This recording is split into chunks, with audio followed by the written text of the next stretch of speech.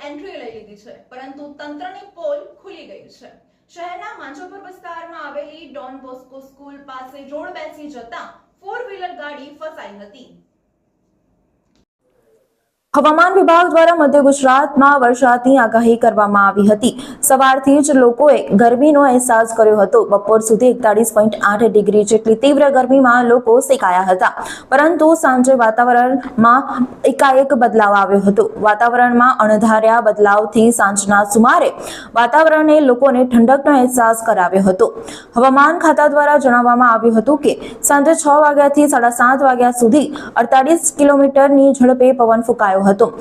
પવન બાદ વરસાદી ઝાપટું પણ પડ્યું હતું। વડોદરા શહેર માંજલપુર વિસ્તારમાં આવેલા ડોન બોસ્કો સ્કૂલની પાછળ તંત્ર દ્વારા 5-6 દિવસ પહેલા જ રોડ બનાવવામાં આવ્યો હતો, પરંતુ પ્રથમ વરસાદમાં જ તંત્રની પોલ ખુલ્લી પડી ગઈ હતી। ડોન બોસ્કો સ્કૂલ પાસે 4 વ્હીલર ગાડી પાર્ક કરી હતી, ત્યાં એકાએક વરસાદ પડતા રોડ બેસી ગયો હતો, જેથી ગાડી પણ ફસાઈ ગઈ હતી। ડોન બોસ્કોની દિવાલ પાસે મોટું ગાબડું પડતા ગાડીનો ભાગ દબાઈ ગયો હતો। પાલિકા દ્વારા કરાયેલી કામગીરી ઉપર શંકા અને ભ્રષ્ટાચારની આશંકાઓ સેવાઈ રહી છે।